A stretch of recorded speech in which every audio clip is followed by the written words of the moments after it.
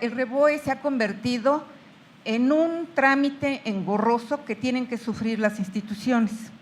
Hay varios aspectos que hay que considerar en esta figura del REVOE. En primer lugar, la diversidad de programas educativos que hay y que no todos tienen garantizada su calidad porque no han sido sometidos a procesos de evaluación y de acreditación. Se ha procurado, ¿sí?, desde el surgimiento de los CIES, los comités de evaluación para la educación superior, que se sometan los programas a una evaluación. Inicialmente era evaluación solamente diagnóstica, en donde se hacían recomendaciones. Ahora ya las evaluaciones son con fines de acreditación. Pero lo hacen los CIES y a la vez, desde 2000, se crearon nuevas organizaciones que están al amparo del reconocimiento que les da el COPAES. De 28 organizaciones acreditadoras, solamente 2 inciden en las carreras de Derecho. ¿Sí? Entonces, esta es una situación que no se puede ver de forma aislada, hay que verlo todo en conjunto. Han surgido desde 2014 y antes, con más énfasis después de 2014, diversas iniciativas de ley en donde se pretende establecer la certificación obligatoria y la colegiación también obligatoria. Entonces, hubo muchos problemas porque se piensa que la ley no puede ser retroactiva para todos aquellos que han obtenido su título anteriormente. La NUYES llevó a cabo un foro de certificación y colegiación obligatorias. El documento está a disposición de ustedes, el que lo quiera solicitar, pero la posición de la NUYES fue la certificación sí para todas aquellas carreras en las cuales la ley de profesiones, la ley reglamentaria del artículo 5º constitucional, ¿sí?, establece como requisito el título y la cédula para el ejercicio, que son las que tienen que ver con la vida, con el patrimonio, con la seguridad, con la libertad de las personas, entre ellas la carrera de Derecho. Bueno, la ausencia de profesores profesionales de Derecho implica que, por supuesto, todo lo que estamos discutiendo acá sea de casi imposible realización, porque si no hay personas que trabajan de pensar programas de estudio, de formarse a sí mismas, de pensar cómo se forman a otras personas y hacerlo de eso una carrera profesional, bueno, lo que hay es gente que lo hace como un hobby, abogados y jueces que hacen como si fueran profesores de Derecho y dan clase en su tiempo libre, cuando pueden, como pueden. Por supuesto, ni hablar de investigar y menos aún de asumir actividades de extensión. La democracia constitucional, sobre todo en Latinoamérica, ha apostado al derecho y a la judicialización de las políticas y al aumento de los derechos de nuestros conciudadanos, pero la regulación de la formación de los operadores de ese poder público y de la construcción del Estado de Derecho es absolutamente amateur y desregulada por el Estado. Por supuesto que si todo funciona bien, a lo mejor no haría falta regularla, pero todos sabemos que funciona mal. El aumento de la corrupción, la imposible violación de los tiempos procesales, la vulneración de derechos, es rampante en nuestra región, que es la región más desigual del planeta, además. Entonces, la falta de acceso a la justicia, la corrupción, la demora en los tiempos y la falta de acceso al derecho está vinculada con una práctica de formación de los operadores que está rota, diría yo. El plan de estudios es la división en cuadraditos, en una grilla, del derecho positivo, con la idea de que los alumnos, los futuros abogados, tienen que conocer todo el derecho positivo. Y como el derecho positivo en nuestra región, en nuestros países, ha explotado, hay una enorme cantidad de derecho positivo más que antes, ya no hay lugar donde meterlo en la grilla. Por eso Derecho pasó de 4 a 5, ahora pasa de 5 a 6 años. Hay facultad de Derecho en la Argentina que están pensando tener una carrera de Derecho de 7 años. Entonces, cuando vemos que hay un problema con el plan de estudios, lo que hacemos es básicamente más de lo mismo. Derechos humanos es muy importante, creamos la materia de derechos humanos, que es, sin querer insultar a nadie, es una locura, una materia de derechos humanos. Porque Daños es derechos humanos, contratos es derechos humanos, constitucional es derechos humanos, procesal es derechos humanos. Entonces, ¿qué se da en derechos humanos? Y los tratados de derecho internacional de los derechos humanos de memoria, como el Código Civil, Penal y demás. El conocimiento del derecho es relativamente poco. Lo que falta son actitudes y aptitudes para ejercer la profesión de derecho. Ahora, para dar esa discusión, la pregunta es ¿quién la va a dar? No tenemos profesores de derecho. ¿Quién la va a dar? ¿Quién de los abogados y jueces están dispuestos a volver a pensar sus programas, a reinventarse como profesores, a dedicarle el tiempo que hace falta para cambiar programas que vienen dando hace muchísimo tiempo? Bueno, tiene que haber fuerzas externas. Tiene que ser o el Estado o la sociedad civil, como el caso del SEAD, o alguien, ya que los estudiantes están muy cómodos en esta situación porque 5 años de no hacer nada les da un título relativamente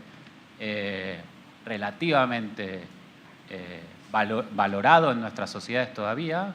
Así que la pregunta es ¿de dónde viene la fuerza para hacer todo lo que tenemos que hacer, que es muchísimo, para cambiar esta situación? Entonces, la autonomía universitaria en muchos casos se usa como una excusa para no cambiar. Es el freno a la regulación estatal por miedo a autoritarismos que en algunos de nuestros países ya dejaron de serlo. Y entonces los representantes del pueblo de la nación le piden a la profesión de los abogados que cambie, y la profesión de los abogados responde con privilegios de las eras autoritarias. Responde con la autonomía universitaria absoluta, y en el caso del Colegio de Abogados, con la autonomía de la profesión en forma absoluta. Y entonces, ¿qué tenemos como resultado? Cero regulación.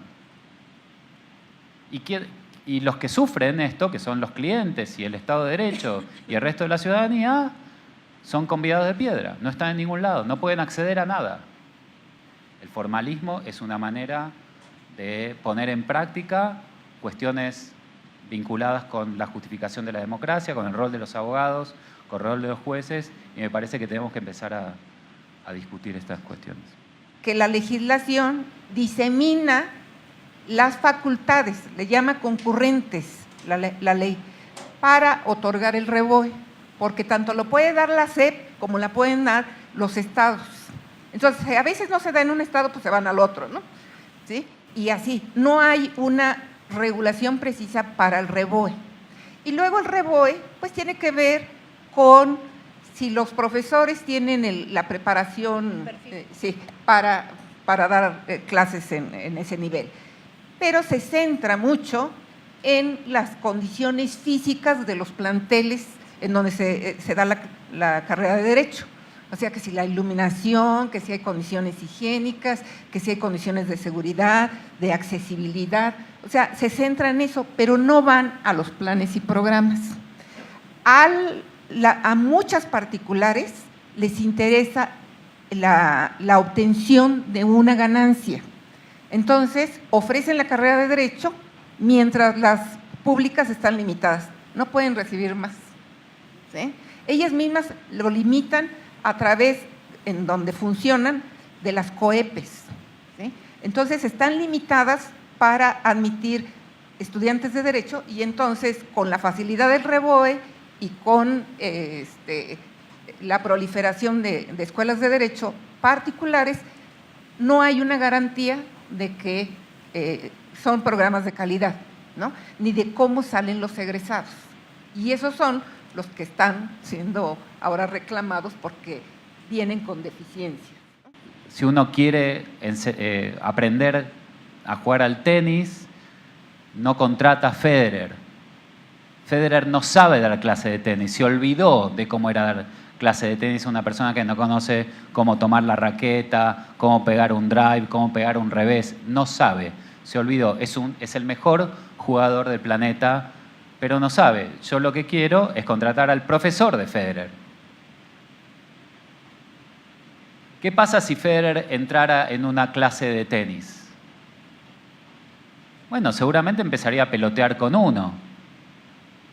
Y más o menos uno aprende lo que puede aprender peloteando con Federer, que es poco.